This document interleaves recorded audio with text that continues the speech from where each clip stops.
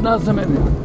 Нямам друга родина, освен Македония и съм готов остатък от живота да се го посвета на Македония.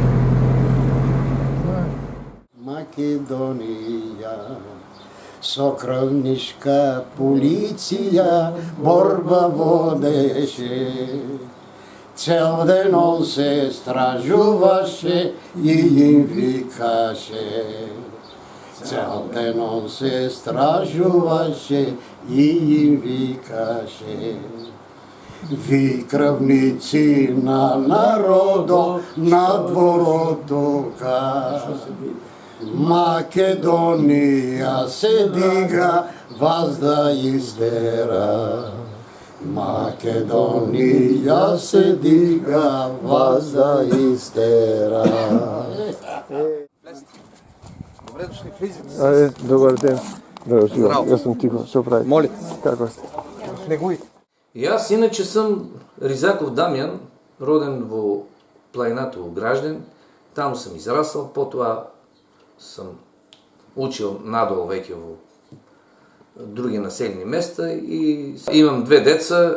Они, како и жената, цялата фамилија, сите са македонци, со македонски пасоши, двойно државјанство. И имам бугарско и македонско. Казвам се Любен Стоянов Златинов. Роден съм на 11 август 1945 година. 7 клас съм завършил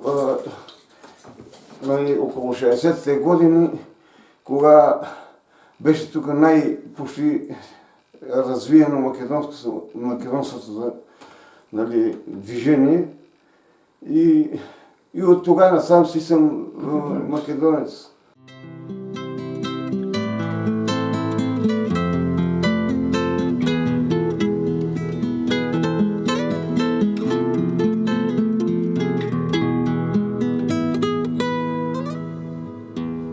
Казвам се Илия Йорданов Велев от село Кромидово, община Петрич. Аз съм роден македонец, не само аз, а и моето поколение дядовци, прадядовци и така нататък. Даже моя прадядо и тук от нашето село имаше един дедо Янак, тия негде, моя дядо се е казвал Бошко Стойков Бошков. А той се е казвал Ангел Календар, които са загинали заедно с четата на Гоце Делчев в Баница. Това съм го чел в книга. Тук в едно село Хърсово имаше литература. Един учител имахме тук, който беше голям македонец за Палянко, литература македонска. И книгите, що ги имаше, без автор, Стояне, без автор. Нема автор. Така книги съм ги чел аз много. И така, цялото ми поколение са македонци. Майка ми, всички, братя, сестри. Каков е овој договор меѓу владата на Бугарија и на Македонија, кои сакат двоицата премиери Борисов и Зоран Заев да го подпишат на најголемиот македонски празник Илинден на 2 август, кога до сега никаде не е слушнато основата на овој договор. Ние не знаеме на што се гради овој договор. И јас мислам, јавноста е потребно да знае и тогаш што подпишат двоицата премиери.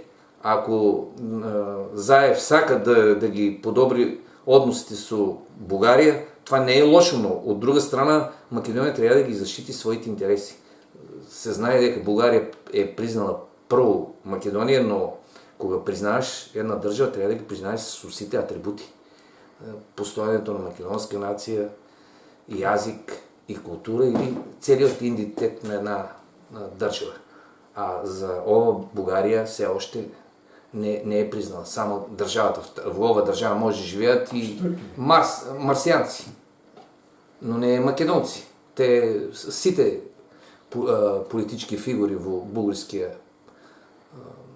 парламент и не само во парламенту не признават. не признават постоянето на македонска нация. Македон. Ако сакаш да бидеш политичар в България, трябва да кажеш дека не постои македонска нация. То е. Да. И аз се зачудвам как Зоран Заев толкова бързо сака да го подпише овој договор. Омарин се събраваме 5 души на 31 януари 90-та година. Така. При Байдино бяме там. Така, пред Омолин да го направи. Пред. Ние Вие Яне Данчо, Сандански. така. Културно-уметническо дружество Яне Сандански. Тук е Наприеме го тук, даже Йордан Косадинов, що беше, Сандански още не бяха, има дума наприви, с него он беше тук тогава и други наши 4, като единия, като се прибрал вечерта, като го порали жена му, майка му, защо се е писал, на другия ден дожда, описайте ме това, тогава на 31 януари, рожден ден беше на един от нашите, що беше съратници, Байкос. И там създадохме тогава това. И дойде време вече, кога без да знаеме ние, вечерта по телевизора ли кажа за митинг има в София. 11 марта. Така, ние нищо не знаеме, ама по телевизора ни кажа, че Солунски отгоре. Георги Солунски. Така, Георги Солунски, Поднася петиция пред Народното събрание. Дойде претендите, като напред, там дойде върховистите. Веднага да не контрират. И добре, че тогава, нали, още полицията, властта беше още шаша. Та не ни даде да се сблъскаме.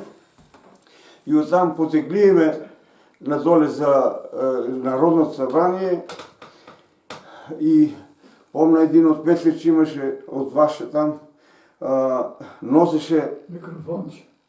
Не беше микрофон. В една чанта акумулатор за лека кола.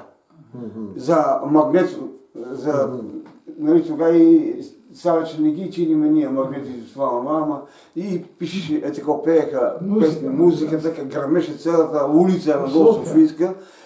Земя Македонска, на 4 май, какво не... Народа по улиците, по къщите гледат и един излиза от това, тук вика.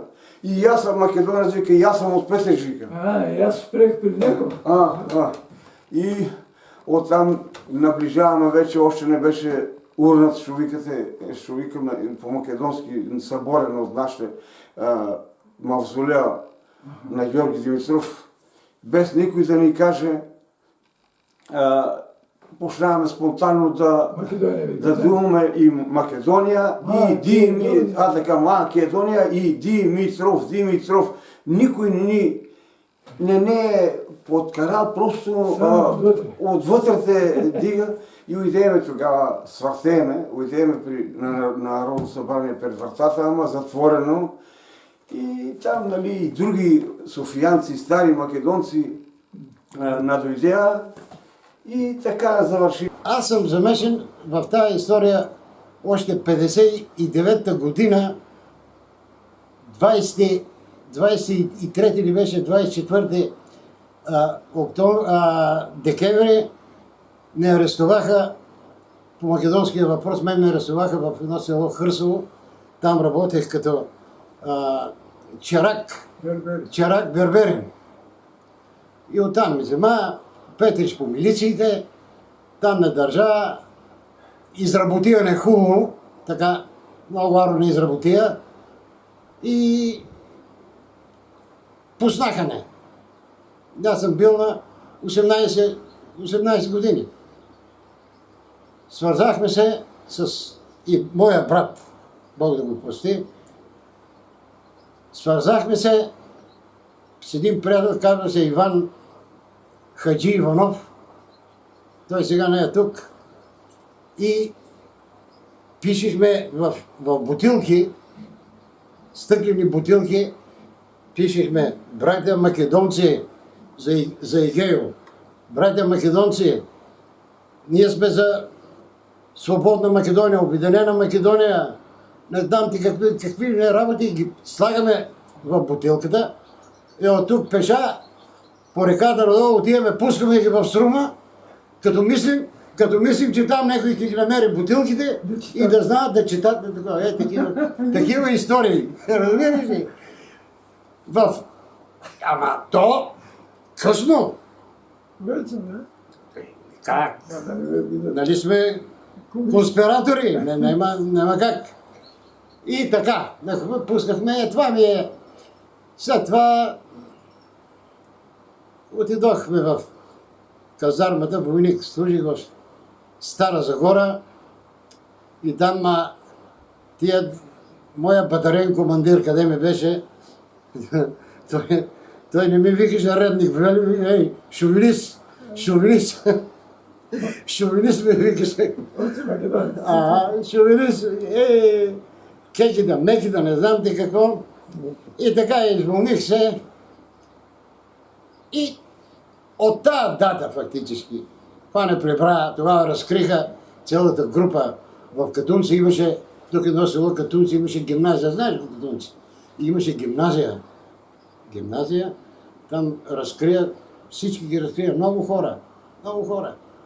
Разкрия ги това и всички не... Ученици, ами се бееме по 17-18 годишни. Викаш много хора, Много ученици в гимназията. Като македонци се чувстват.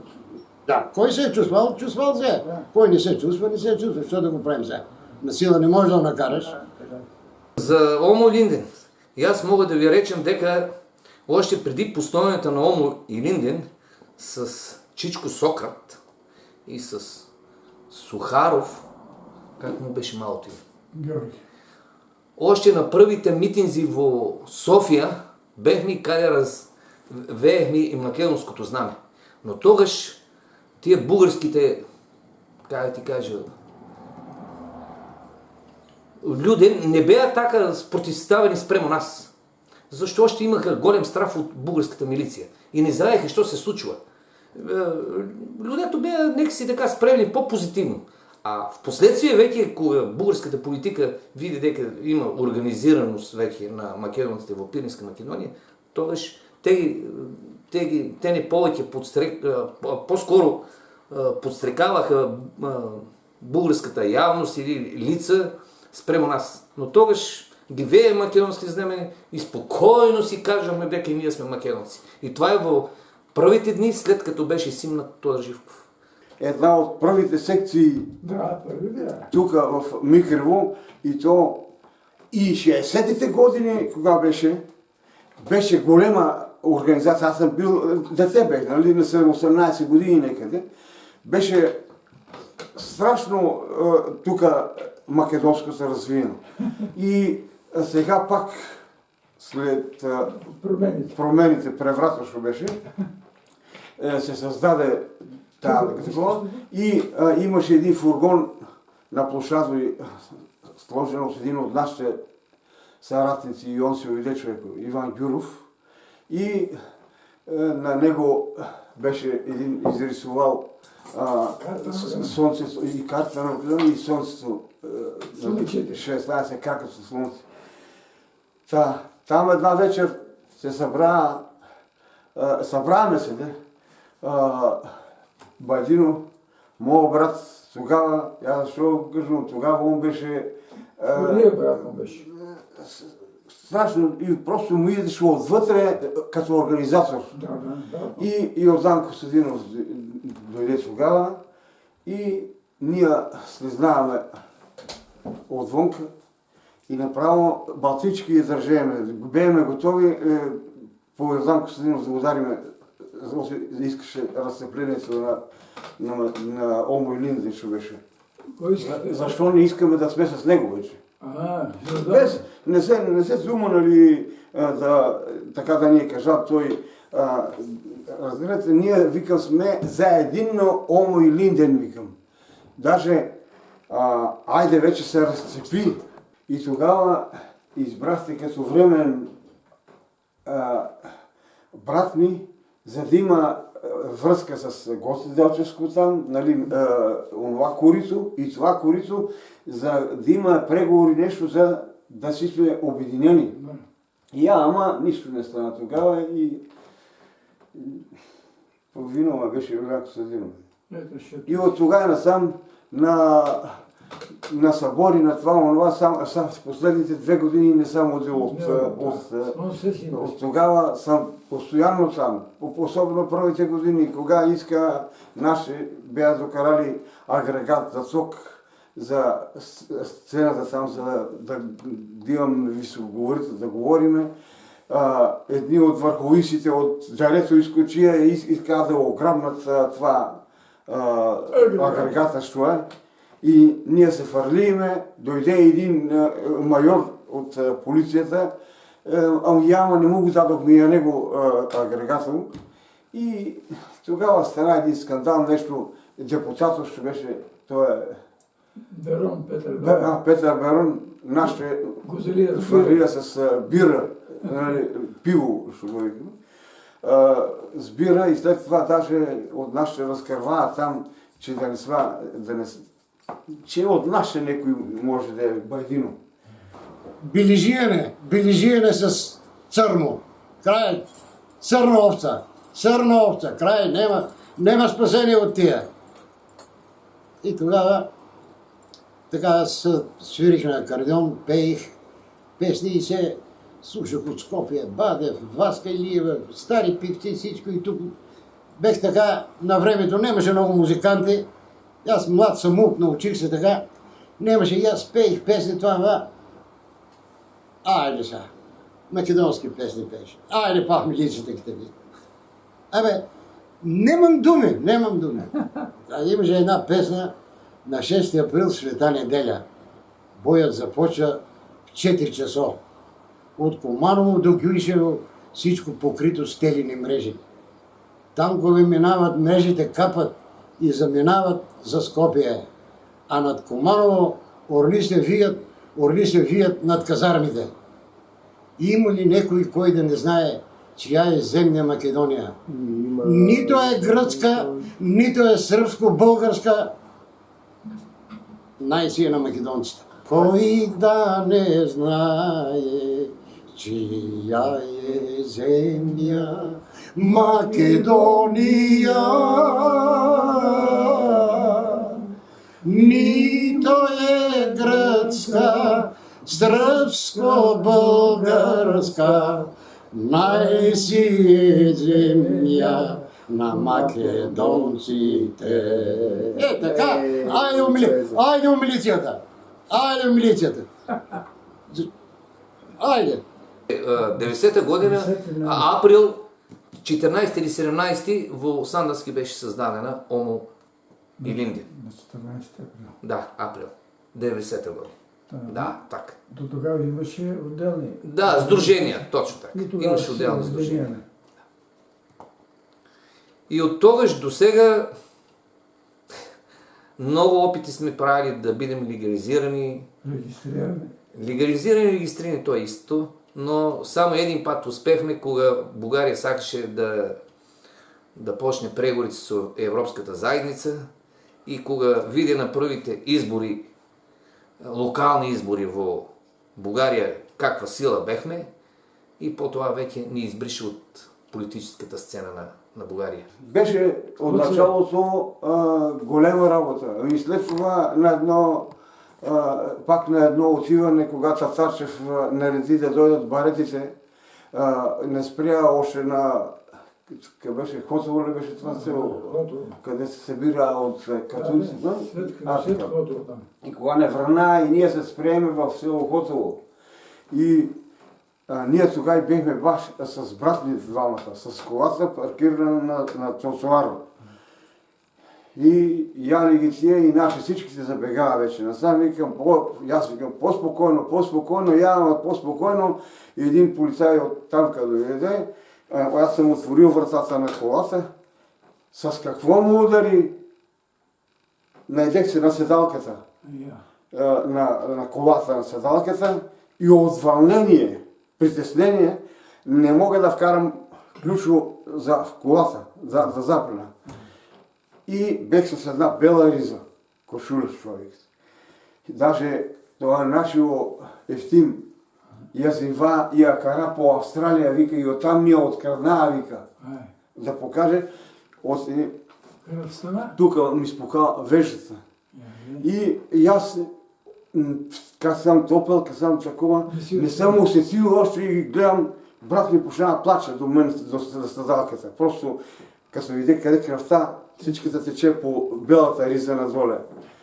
И оттам избегаваме, вече вкараваме ключ, запалим колата и тръгнаваме и в другото по-съседното село Спасово спрехме отзад сирените течения. Даже тогава ще ти кажа, че не знам как има отношението за Киряков, не за Кирянов, Бождар. Как се беше паникисял, спреме ние, в селото има във всяка една каща на 15-20 метра вход и кащата им е там. И ние се набутаваме навътре в това. Отгоре полицията с колите свират. Оно що е не само по нас, че не гонат, ами по една кола от вас, от вашите репортери, що беа. И като спря колата, вашата кола, и измъкнава момчетата на асфалто, почнава да имачкат. И самите хора, самите жени, как не ве е страмба убийци, просто не че имат нещо общо с нашето дело, ама като гледат каква зверщина, каква жестокост има. И така завърши там деца, такова трябва да изима сигурно това филмите, ще бяха снимали. Имаше един началник, един толкова пепелник, стъклен пепелник, толкова колко една паница, ми го спокал, от главата ми го спока тук. Мамка ти да е, гедонска да е. Това бяха тия говеда, от такива деца кардинал ги беше страх. Фуклювци, български тапанари, идиоти. Така. И аз, понеже така ми е минало, моят дядо, голям македонец беше. Голям македонец. И той ми казваше на мен така, вика, Ильо, зафанал си се, вика, обаче Македония, вика, управия нема. Македония, вика, баруче. А това са, да, представи си моя дедо, какъв е, той беше комунист. Комунист човек. Няма значение, може да си американец и да си комунист, няма никакво значение. Македонец, всички бяха македонец. И така, и покрай него, а него го уважаваха тогава, нали? Комунистите уважаваха и той беше на почет. Много го уважаваха него, той беше на почет. Та покрай него и аз спасих сигурно няколко годинка затвор. Това е цялата истина, нема лъжа, нема измама. Ти ви кажем за Петрич, колко беха гласували за нас людето. Официално дадох подато си 530 човек, но неофициалните от човек, кой знае колко луи се гласали за нас, са били над 1100 човека. Приблизно 50% са сигнати. Над 50%.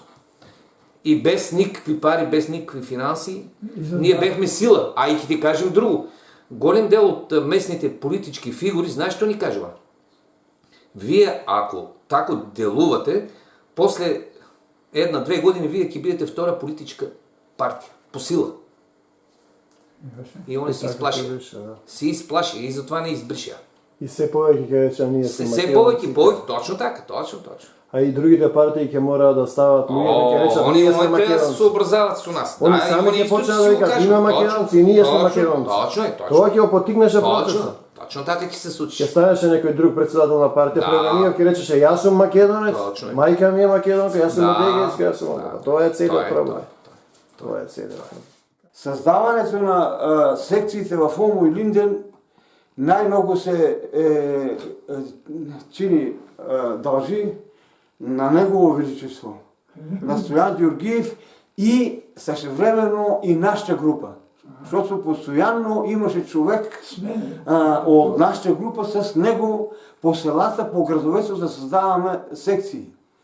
И помня еднаш на един снег, дебел, до колена в Банско, отидеме. Така легнаваме да спиеме, гушкали сме се като мъж и жена, що има дума, а се сгрееме малко и ама създадохме Банско, как беше, ние създадохме секция тогава, не само Банско, Елешница, Гоце Делчев там в Мусломище, в Воденицата. Омо и Линден, ще не уме учредяването на Омо и Линден, но още от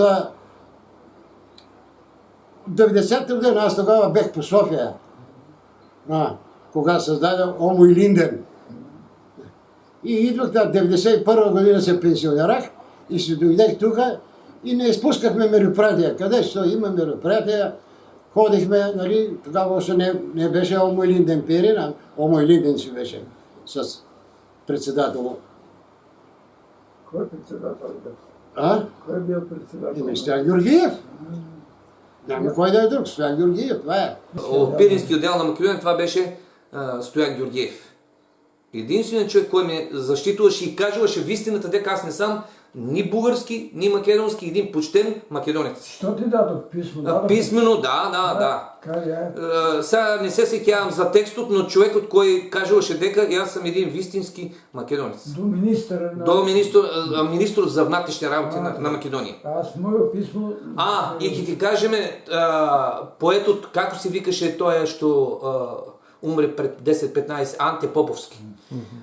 Ние с Красимир Топареев го замолихме да проучи в Министерство за внатрешни работи, защо толкова нас не следат македонските тайни служби.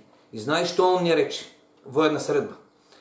Много погрешна информация има за вас. Вие сте църни овци. Тежко е и аз да ви помогна. Ова беше кажено от него. Он е един много пущен с големо влияние в Македония. Що сакаш?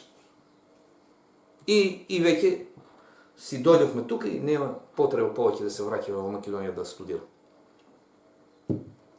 Ова са зборови на Анте Поповски. Седми клас съм завършил